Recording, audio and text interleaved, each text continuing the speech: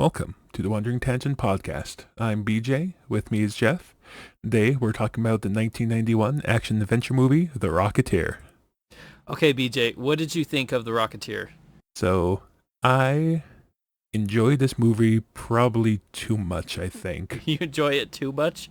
Is it, what do you call it, like a guilty pleasure? Like a movie that you're not supposed to be I'm, a big fan of, yet you are, and you can't deny I it? don't, I don't call it a guilty pleasure because it's not a bad movie. In fact, I Oh, would okay, so argue guilty it's a good pleasure would be movie. like, that would be if it's, I don't know, anyway. Okay, so go ahead. Yeah, so, so it was my turn to choose a movie this time around, and after the last three or four movies just ended up being pretty heavy. Okay. so I was looking for something that there was pretty much zero chance we could wax deeply about because like even our happy-go-lucky, oh, let's watch It's a Wonderful Life, that's a nice heartwarming movie, even that we managed to get pretty heavy That during was the very discussion. heavy. Yeah, so we're still in recovery from that a little so, bit. so and then after that we did Princess Mononoke, which is Also kind of heavy. also kind of a heavy movie. So I'm like, we need something that's not heavy. Let's watch The Rocketeer. The Rocketeer. There is zero amounts of heavy in The Rocketeer, and it's great. And it's great. So you like this movie. I like this movie. What do you feel about The Rocketeer? I like the movie. There is some things that I see differently now that I've seen it after so many years. Watching as a kid, there's a lot of things I glossed over, but it's a good movie, and the music is good. The storyline is Oh, the soundtrack's the great. soundtrack's great, and there's like this is an example of just how to make a basic movie good. Like that's the thing about The Rocketeer. It doesn't try to like do anything hugely fancy or anything. It's a story about characters and there's a bad guy and they just it's about the mystique of it all and the superhero storyline. This is a great superhero movie. And it was one movie made in the early 90s. There's no sequels, there's no reboots or anything. So I think people have just kind of mostly forgotten about it. But it's a good movie. It's a good. I do have a few things that I would say negatively about it, but I can go into spoilers of that. But those negative things are not in any way, shape against the movie. Because when you watch it, it's just a fun story, and it's a good thing. It's a good film to recommend. Oh yeah, I have found I have a soft spot for movies that know exactly what they're going for and have fun with it. Yeah. And this is definitely one of those movies. They know exactly what tone they want. They know exactly what they want to do with the plot and all that. They aren't whack. They There's no navel gazing in this movie. There's no What do you mean navel de- gazing? Like, what does that mean? like I'm not there's not cultured really enough to anything. understand it. Go. So there's not really anything to ponder in this movie. Oh yeah. There's Okay. there's no, there's no deeper meaning behind the Rocketeer. It's, it's pretty straightforward. The good guys are good. The bad guys are bad, except for maybe one, but he was kind of a misdirected bad guy. Didn't realize who he was working for. Mm. But I think that was also kind of fun. the villain in this movie's good. I like the character of the villain. Um. Anyway. What's his name? Sinclair. Yes. Played by Timothy I can't Dalton. talk.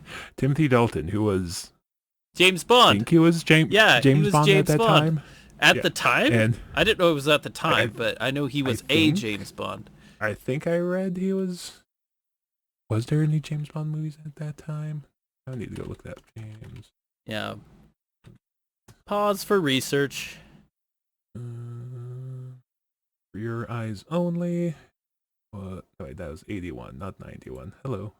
Oh, he was the last James Bond. Right, 89. License to Kill. He was the last James Bond in License to Kill in 89, and then after that, there wasn't another one until Pierce Brosnan and GoldenEye. Okay.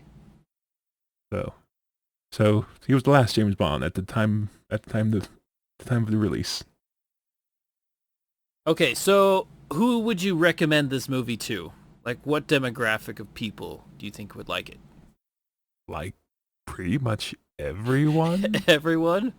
Okay. I mean, So you'd watch it with your grandma, or with someone, just with the I group of mean, group of dudes that wanted a yeah. movie? I mean, What about a bunch of kids that needed to be I mean, entertained so they'd be quiet? You'd watch it in all I those mean, situations?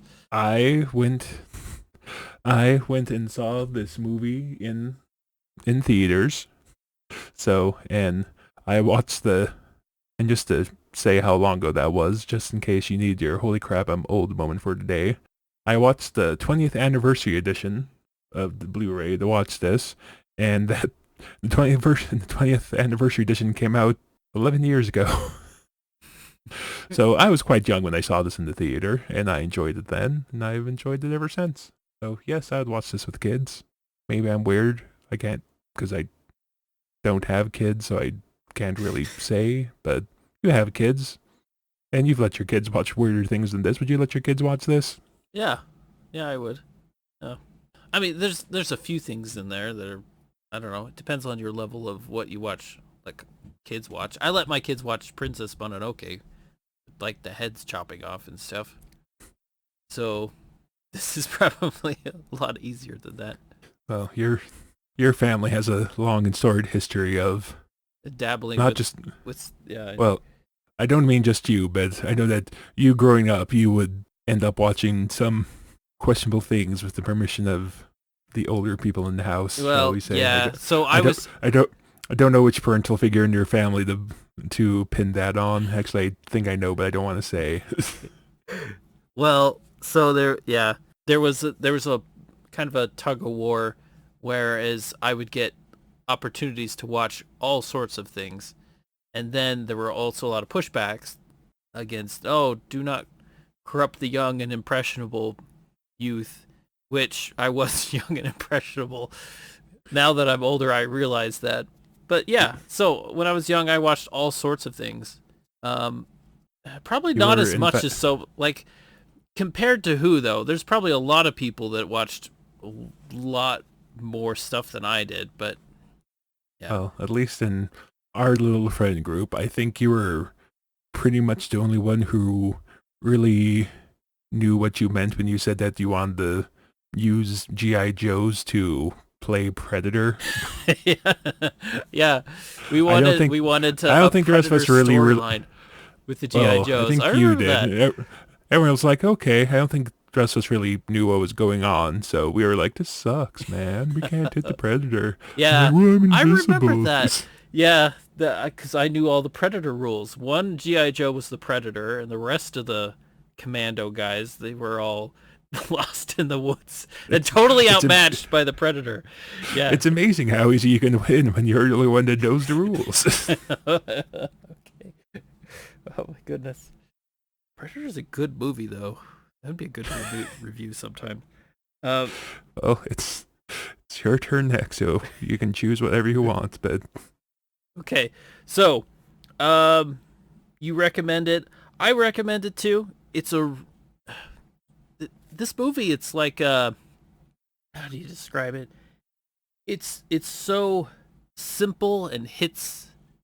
It does what it's supposed to do, and when nowadays superhero movies are just over the top epic, and they try to be good as much as they can. But this movie is an example of how you just have good characters, good music, good scenes, good pacing, and even a basic storyline. Nothing like over the top crazy, but just a basic storyline where a character goes through an adventure, and then you have some sort of like iconic mystique to the character.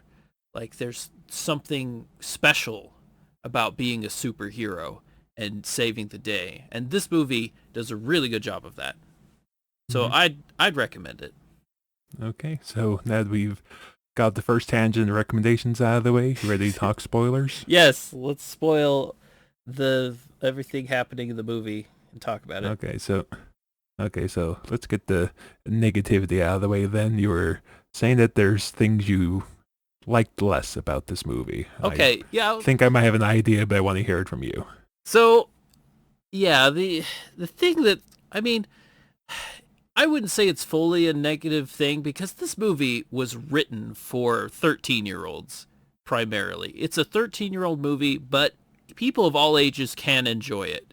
It's like Star Wars. It might have been targeted to that audience, but anybody can enjoy it. And so the realism in this movie is a lot less than what I remember. When I was young, I thought, wow, this is so amazing, all these scenes.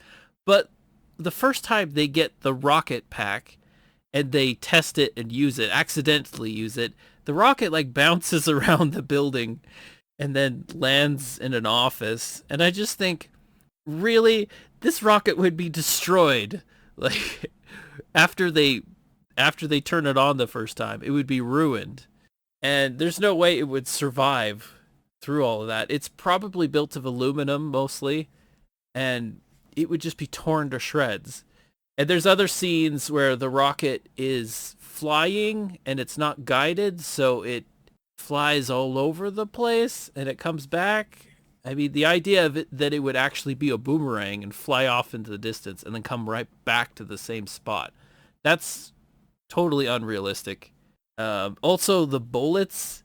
There's an airplane that's shot down by a bunch of bullets, but it's actually really hard to hit planes with bullets. But that's just my opinion from, I don't know. I'm not a huge expert on bullet stuff, but I mean, like the aircraft in World War II, they had to put up all sorts of stuff into the sky to try to shoot them down.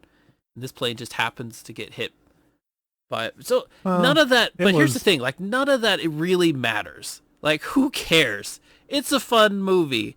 And that is just the negative side. There's a whole lot of good things that I enjoy as well.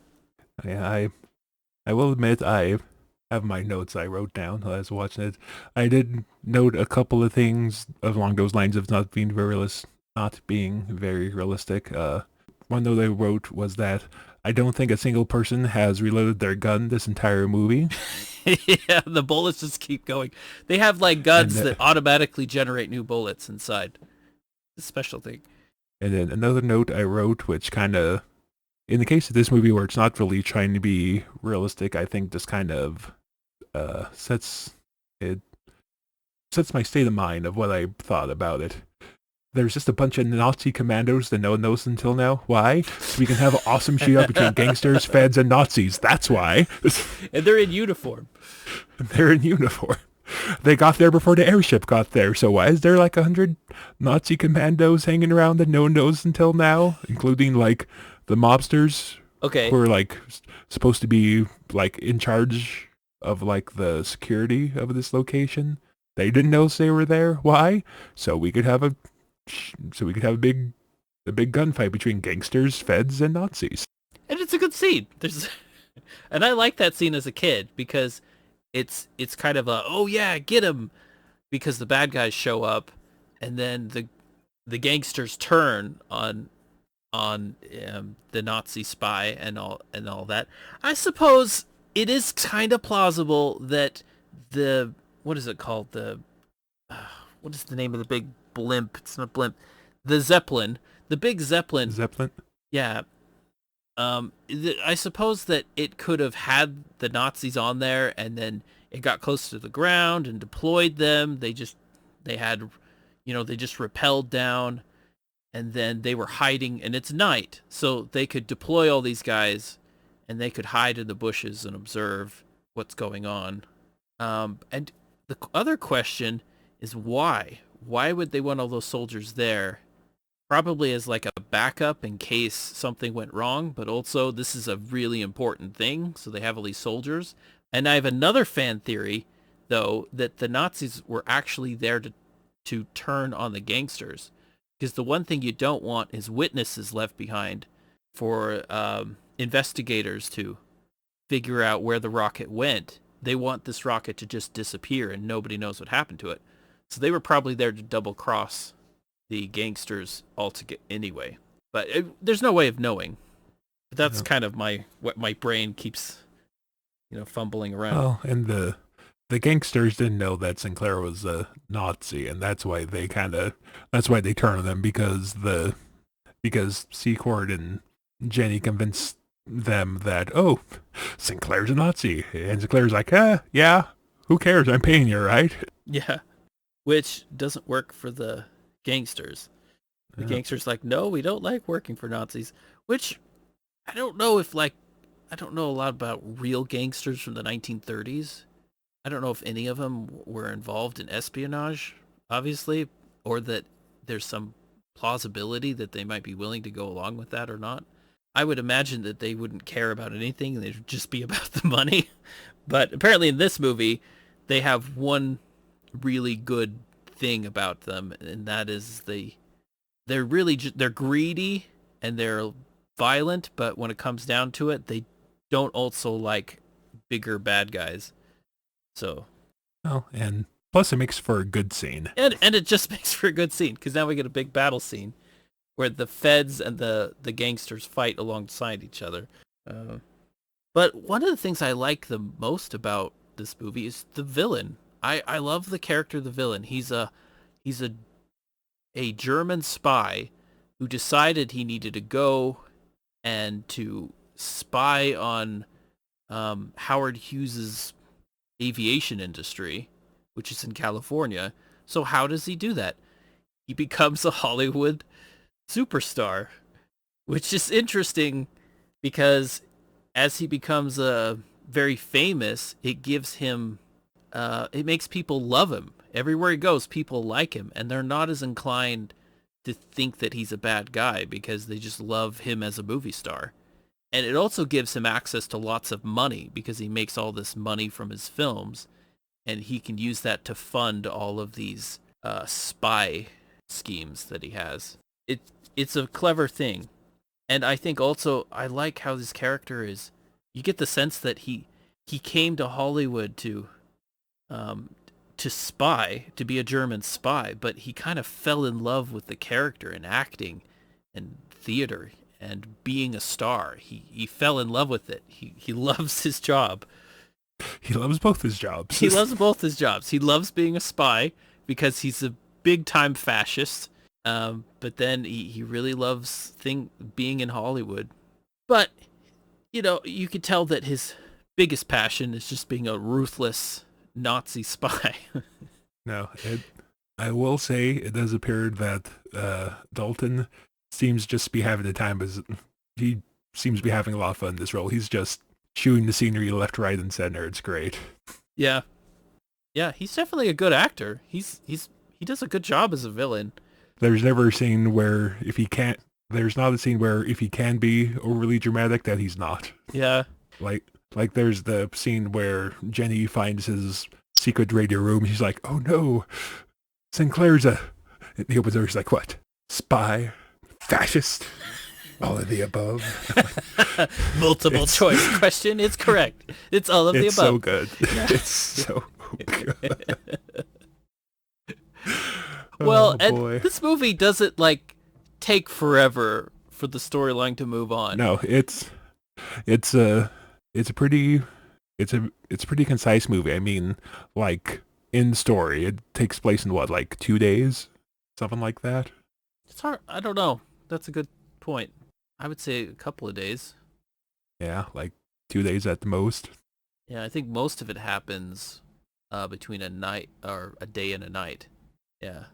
Because there's one night scene, and then there's a day scene, and then another night scene where they're... Yeah. Yeah, so 2 days, because they have the plane in this movie. There's people who don't like cliches, so maybe they won't like this movie, because this movie lets itself some cliches, because every time there's a plane crash, the plane has to crash into a tanker. There's no fuel truck safe in this movie. I know. Let's park this fuel truck here. There's no way a plane would come out of the sky and hit it here. We'll just park it here.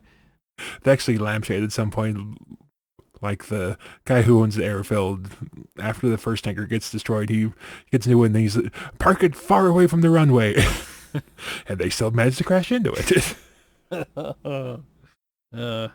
Yep. Oh yeah. So I like the villain. This is a good villain. And one of the things, one more thing I want to say about the villain is that this is a mistake that a lot of movies make, is that they tell the audience somebody's a villain instead of showing the audience that they're a villain. And this movie does a good job. Very first time we see the villain be a villain, he very quickly can turn on the gangsters and the gangster boss, whatever his name is, I forget. Eddie Valentine. Eddie Valentine. The moment that Which is, Eddie Valentine, again, just a great gangster name. yeah, and the moment Eddie Valentine goes too far and starts to not do what he wants, he like snaps.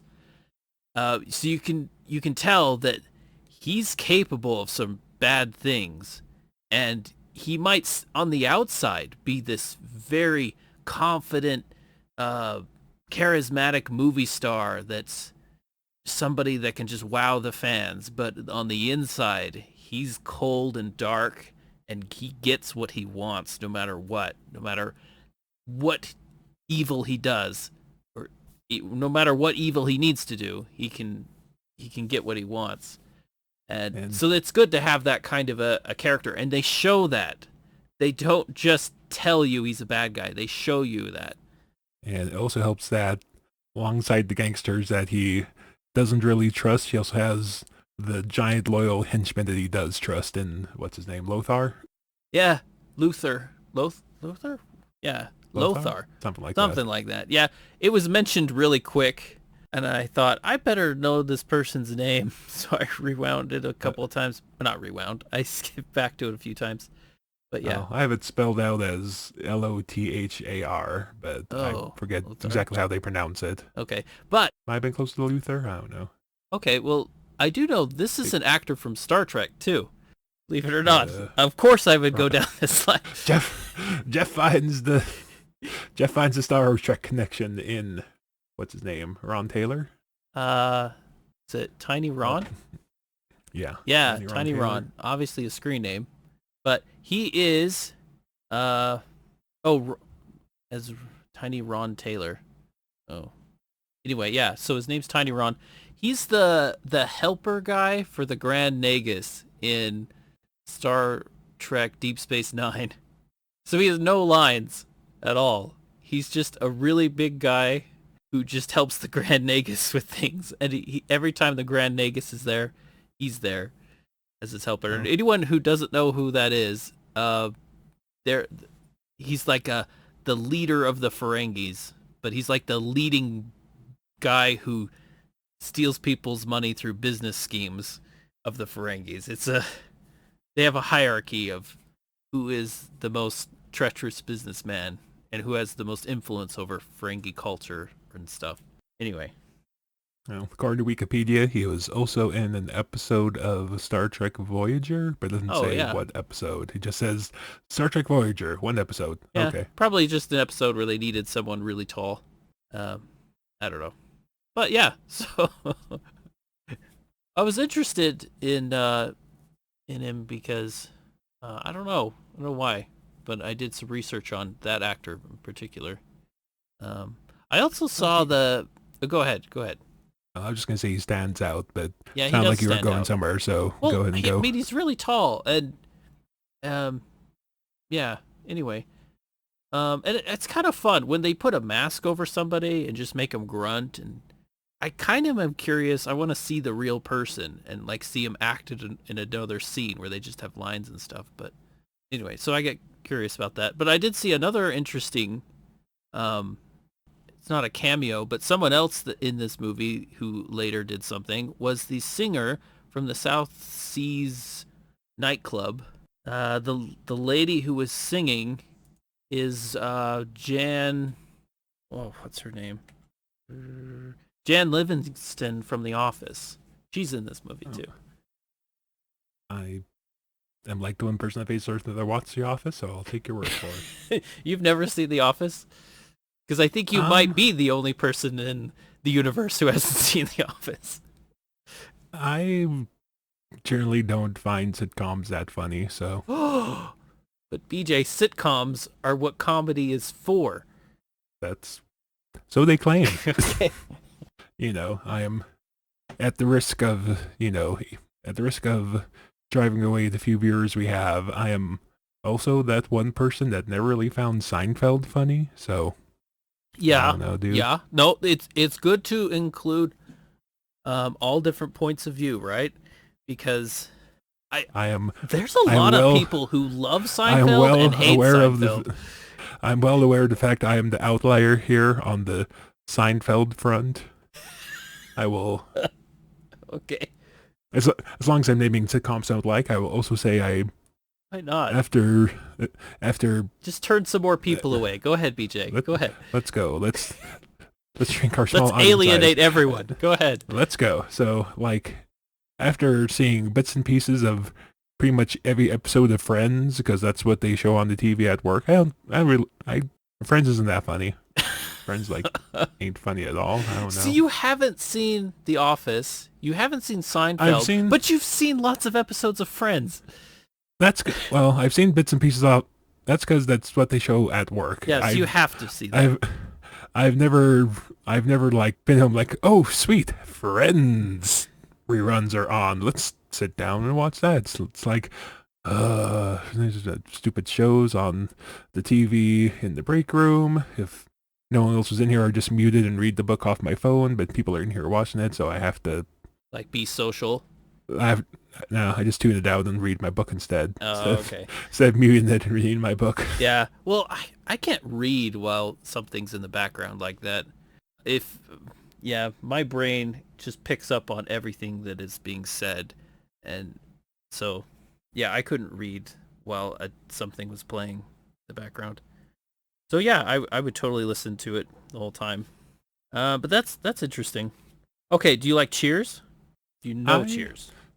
I know Cheers. My parents used to watch Cheers when I was growing up, so I have nostalgia for Cheers, but I've not sat down to watch it in the last decade or two. So do you watch the Stargate? Oh yes. You watch those, right?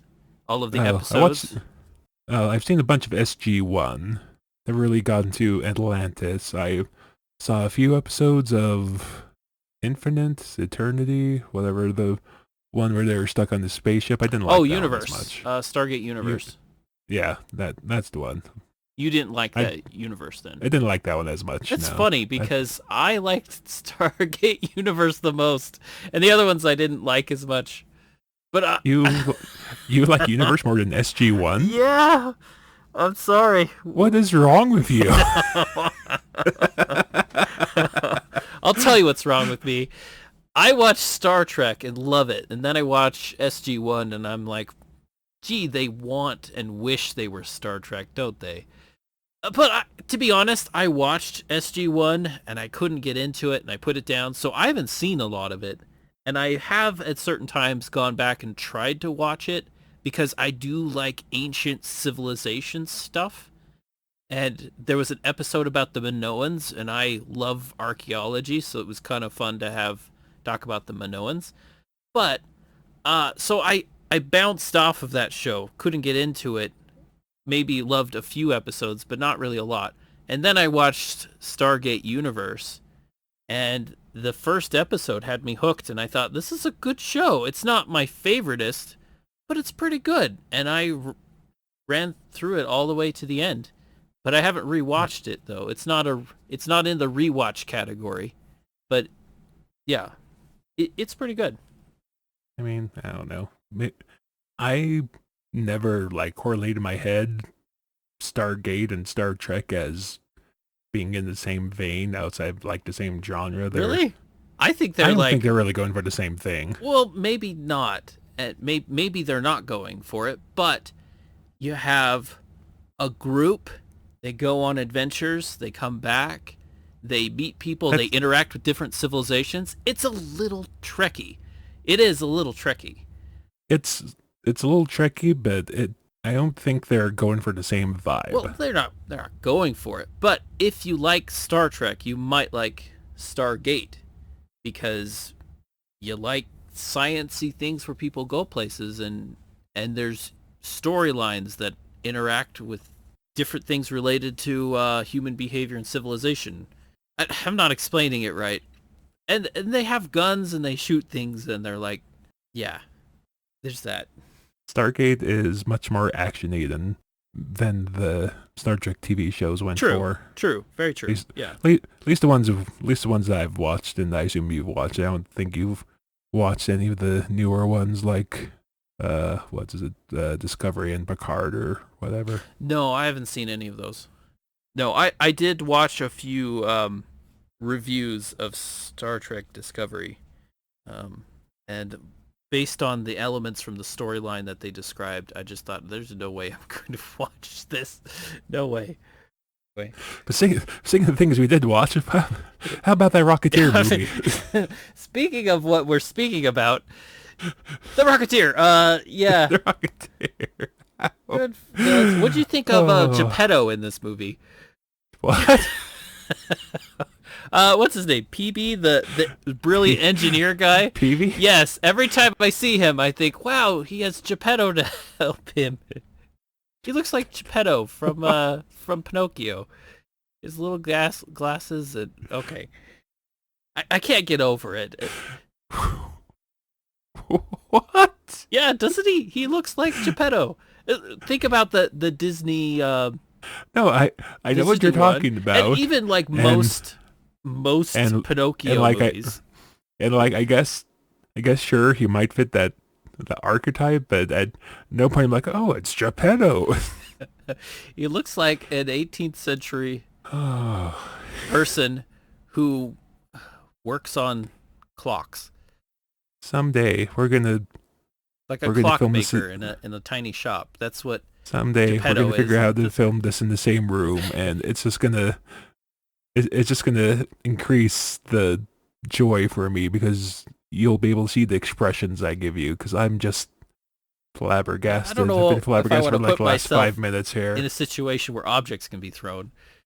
I won't throw anything at you. I'll just give you really weird looks like the one you're getting right now that you can't see. Uh-huh. Yeah. Okay. So Because Geppetto, who's an excellent rocket scientist. Because I tried to drag us kicking and screaming back on top, and you're like, this guy looks like Geppetto. He does though. Okay. Terry O'Quinn. Yeah. He does an okay job. No, Terry O'Quinn's the guy that plays Howard Hughes. Oh, wait. That, I'm the getting guy that my... plays Phoebe is Alan Arkin. Okay. I was a little bit off about that. Just a little. Just, two totally different characters. Yeah. So what do you think of the Howard Hughes character? I mean, he fits the movie all right. I don't know how historically accurate it is, but then again, I think we've established the fact that realism is not the aim of this movie. So True. it is a little weird that was Hughes like a industrialist? I know he was into like airplanes. Yeah. It's a little weird that like the FBI is like answering to him. Well, so Howard Hughes was very prominent and powerful around this time. And yeah, and he was huge in the aviation industry, and he was a pilot, and he was very eccentric. So he fits into the character that they wrote for him because he does fly in the airplane, like the airplane / kind of a helicopter, and then the gyrocopter. Gyrocopter, thank you. So Is that what it's called? Something. He flies in and saves them. Anyway, you need kind of a character who's because they have villains and they have good guys and they have the feds, and then you have Howard Hughes who is, you got to have some sort of background story for the rocket, and using Howard Hughes is definitely a thing. This came out long before the movie The Aviator, which would be many years after this, where they would that was the Leonardo DiCaprio movie about Howard Hughes. So at this point in the early 90s, people were not as familiar with Howard Hughes. At least when I was a kid, I knew nothing about Howard Hughes at all. So watching this movie, I kind of have this vague memory of my father talking about Howard Hughes and some of the things. No, Like, no, there's a little bit of real history involved with that, but anyway. back in the time before the internet, when you had to like go to the library to do research. So Yeah. you never did research. So on you never anything. did research because it wasn't like a 10-second Google search. It was get in the car, go down to the library, look through the Dewey Decimal System Decimal system. cards, and try to find a book that would probably not be exactly what you wanted because there were only so many books available. And then you have to read through the whole thing.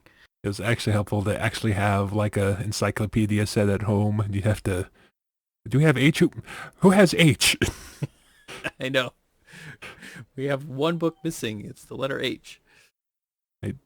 I don't think I know anyone much younger than us that actually watches our episodes, or I guess listens to our episodes. So I don't know if we're like blowing people's minds with the throwback here. Well, I don't know. You had to do research. You couldn't just bring up the internet and type it in. Mm-hmm. Yeah, well, what we don't know, BJ, is that 500 years from now, there'll be this huge advanced civilization that will exist, and they'll go through all of the different podcasts that have ever been made, and they'll somehow find ours, and they'll be like, these guys are brilliant, and we'll become famous. But it'll wait 500 years, so that's the people we're talking to, right? So what you're saying is that we're 500 years ahead of our time. Yeah, exactly. Because the inventor guy, the mechanic guy, he looks like Geppetto. So we are ahead on certain things. Okay, he probably doesn't look like Geppetto. What? I'm trying to follow your train of thought here, and it's not going anywhere, dude. What? Yeah, exactly. Okay. I feel like we're getting the backlash from our Princess Mononoke episode where we like didn't tangent at all. That we've been like on topic for maybe 10 minutes. We're way more than 10 minutes into this. Oh, wow. Yeah, this has been really long. It doesn't feel very long. Okay, would you live in that mansion that the Neville Sinclair has? That really fancy house with the weird brick architecture everywhere? Would you live in such a place? I didn't really think about it. I guess the only time I wonder if I will live in a place or not is if it's in like a haunted movie. So, because obviously, so if a realtor came and was it depends. Is it haunted? So there's this Hollywood guy who kind of like was burned up somehow mysteriously, but he's got a really good house. It's a good deal. Would you go and see it and think this is an okay house? I mean, sure. I don't think they ever show like the exterior what it looks like, so I can't really say. I don't know. They only show like 2 rooms, like a banquet hall and like a hallway, and the "oh no, I'm a spy" room. Yeah. It's probably, I don't know. Yeah. It's an interesting looking house. It's supposed to be like the house of a Hollywood person who likes things to be a little strange. I always thought it was kind of a castle looking thing when I was little, but looking at it now, it looks more like he found some unique architect to design it. And yeah, but to have a secret room, you would have, I almost think this character must be the architect somehow, because he would have had to somehow do all that himself. I don't know. If I inherit the house, if I get the house, do I get to like change the book that leads to the secret room? You'd be like, no, I want Harry Potter to be the book over here. Okay. Except you wouldn't want to pick a book that everyone would pull off the shelf, because that's pretty awkward. Like somebody comes over to borrow a book and was like, oh wait, sorry, I didn't mean to discover your secret passageway. So it just has to be like a really boring book, because if it's like 2 popular books, I'm gonna pick it up. If it's too weird a book, someone will pick it up. So it has to be like It has to be a forgettable book, like something has to be an encyclopedia, encyclopedia. like the Q encyclopedia. Yeah, Is the like letter Q. There you go. because like whoever Nobody uses the letter Q. who who who researches anything for the letter Q? No one. No, you might want to read a bio about Dan Quayle, but really, you wouldn't use the letter Q.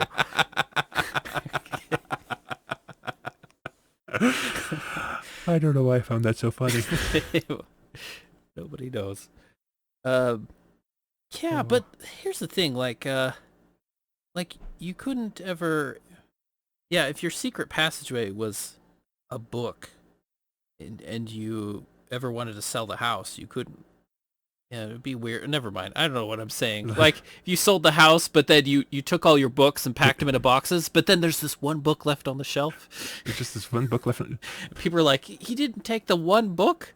And how does that book not falling over? It's like standing perfectly straight because it's rigged to mechanical devices. Oh, that's why I'm asking if you can change the book. I mean, is the book like attached to the bookshelf? Can you actually take the book down and read it? I don't know. Probably not. I guess No. Probably not at all. So.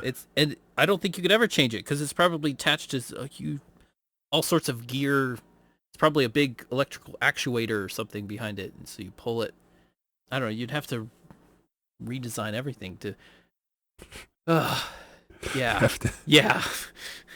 Have to hire an engineer. Like, I really like this book. Well, then buy a new copy. This one's stuck. Yeah. So you would have a duplicate copy in the bookcase for when you actually wanted to read that book. So if you walked into somebody's house and saw two books that were the same and they were spaced apart, is there a chance that one of those might actually be a lever to a secret room?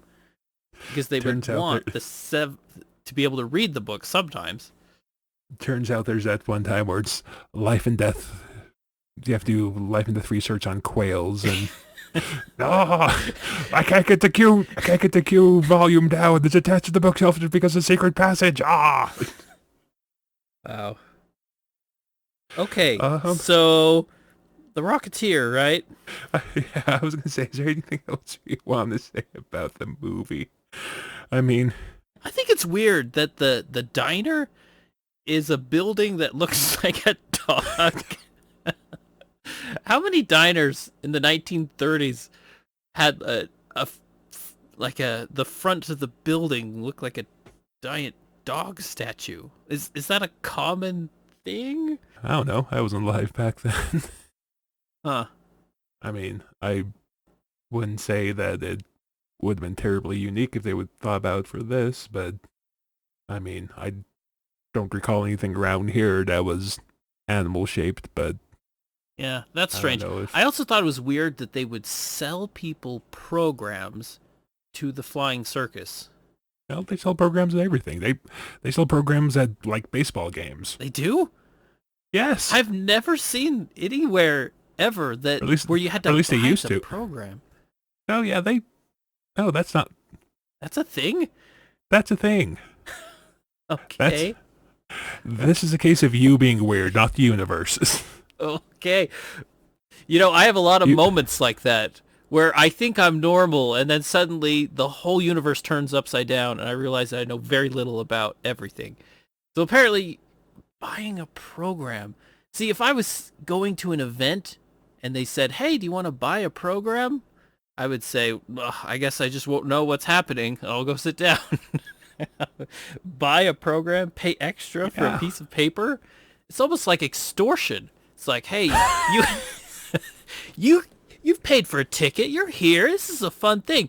But if you want to know what's going to happen, you got to pay a little extra.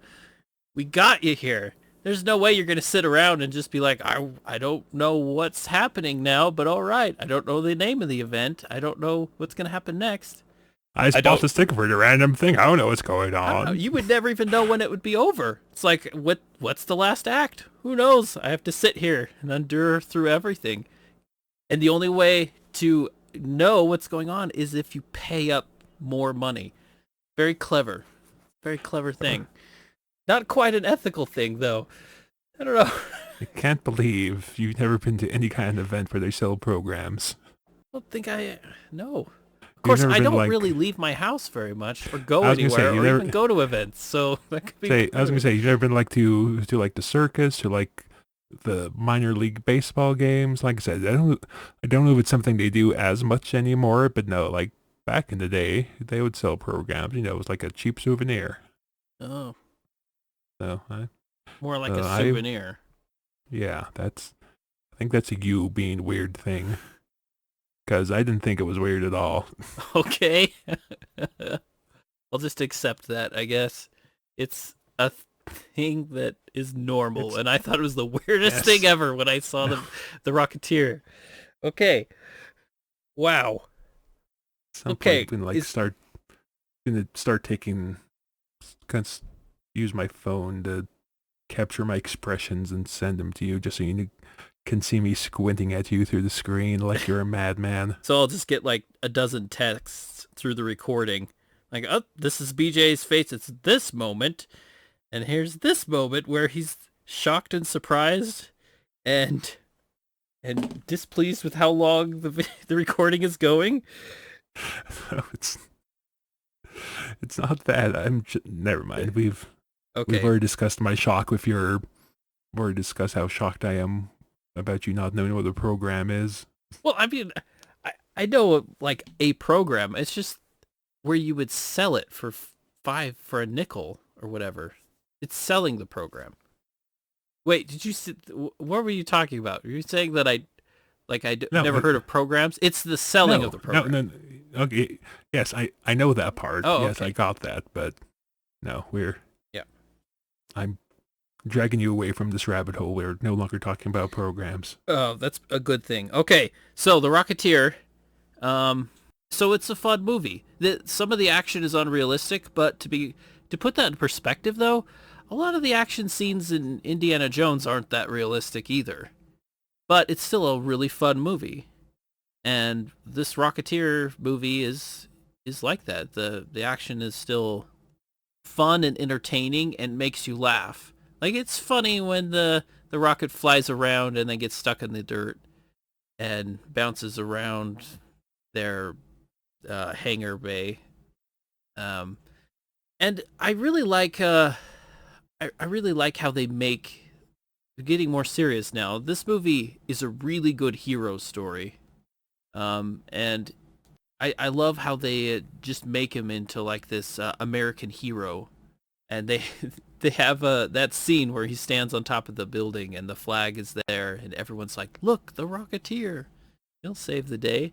You would think Yeah, that would be a cliche. that was definitely a trailer shot. Yeah, it's a trailer shot. Do you think that would be so cheesy and ridiculous? But I honestly love it because they pull it off really well. And it's at a very good point in the story where they fought the bad guys so hard and the Rocketeer now is going to fly up to the Zeppelin and save the girl and stop the villain.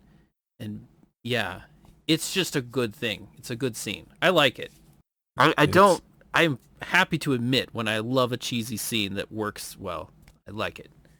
Like I said before, it definitely knows it knows what it is. It doesn't try to be anything more than that, and I think it works because of that.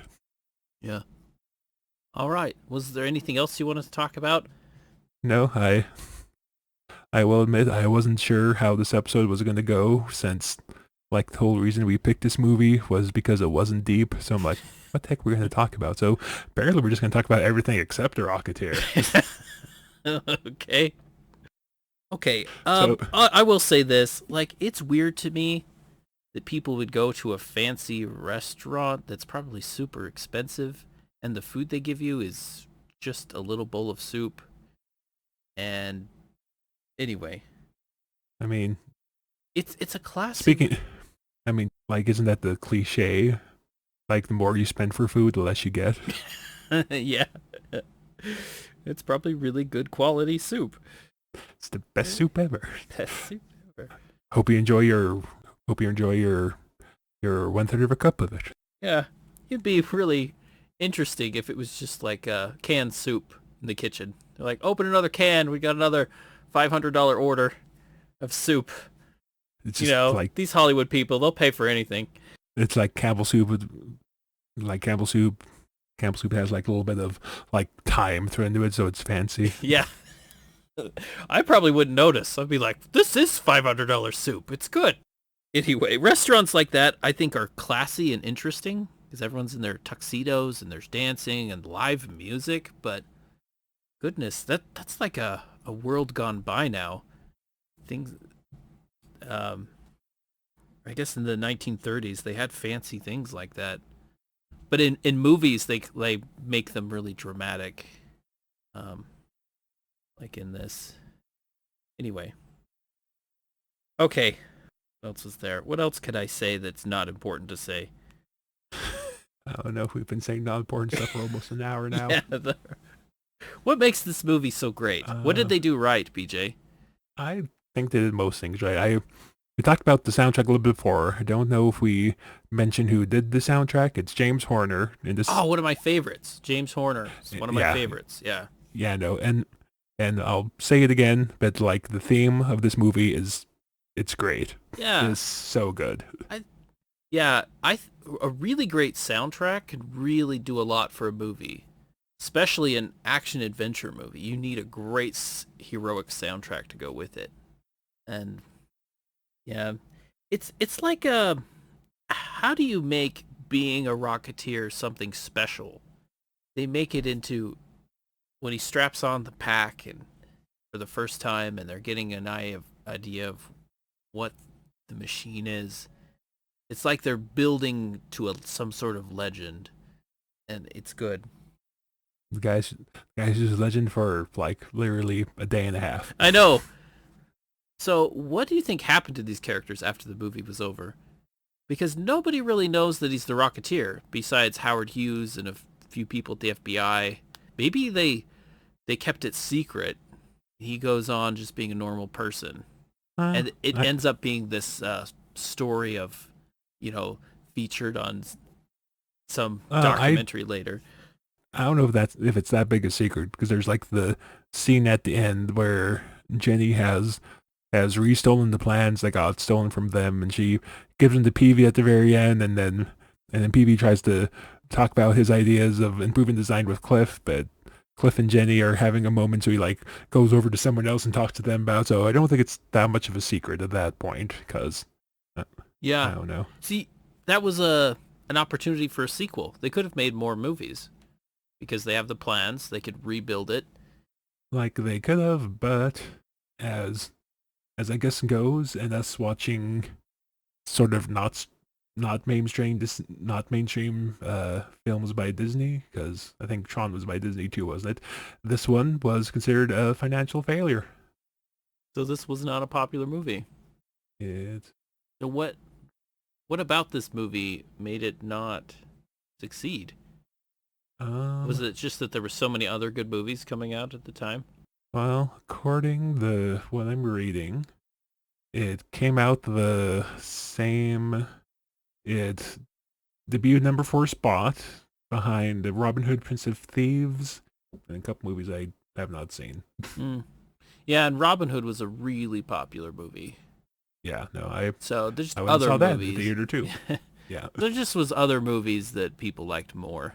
Though I will say I did rewatch Robin Hood a couple years ago, and I don't think it held up as good as like the Rocketeer did. Yeah, so after all these years, you would like this movie over Robin Hood, Prince of Thieves.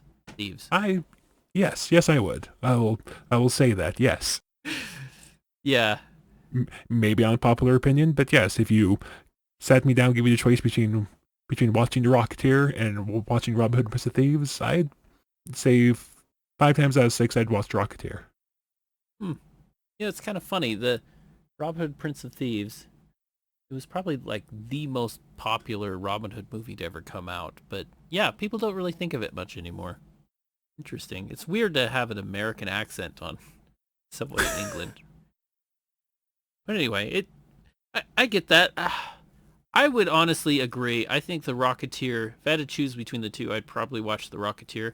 But Robin Hood, Prince of Thieves has some really good lines and some funny moments, and it's got a good story and good pacing too. Although not like a great history film into the Dark Ages. So, I mean, not so much that, but It's funny in a as just an action adventure movie.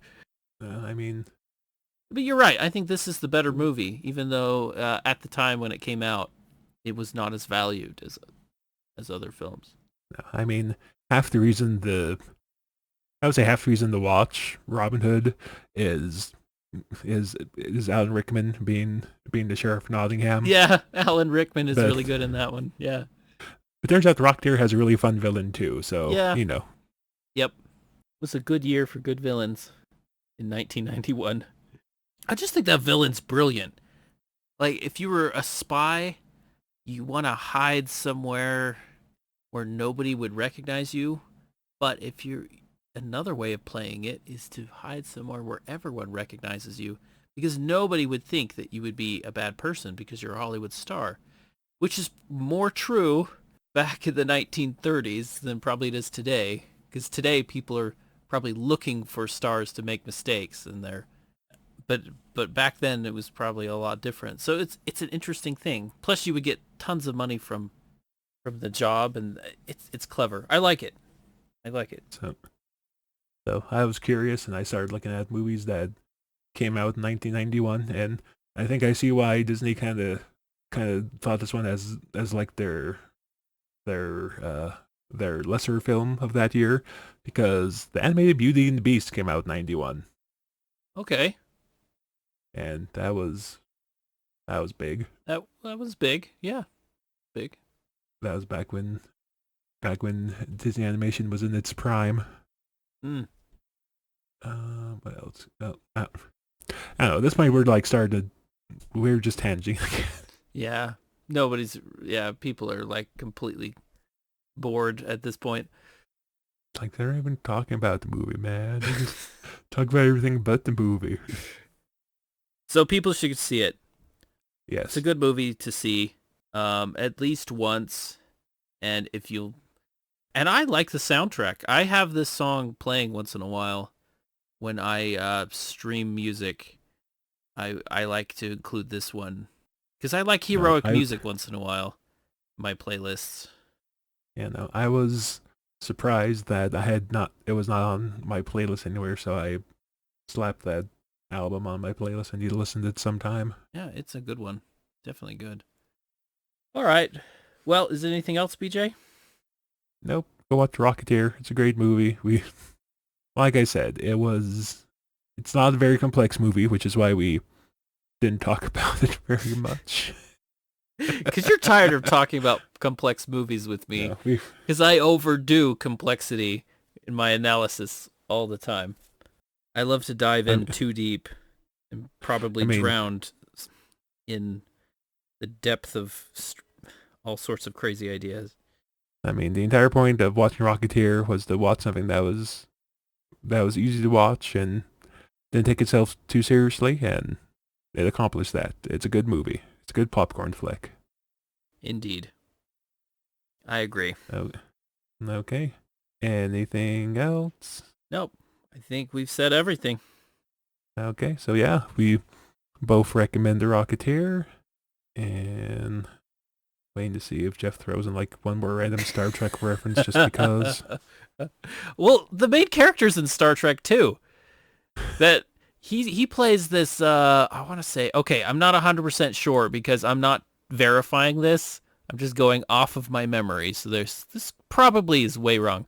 But I want to say he's on this episode where he's like this hunk guy and all the women on the Enterprise like him, and there's a group of there's a girl who thinks that he's the father of her child, but it's really another guy, and it's like a Romeo and Juliet type storyline. And so anyway, The only thing I can confirm is that according to Wikipedia, he was a guest star on an episode of Star Trek: The Next Generation. yeah, I think that's the episode. Maybe I'm wrong.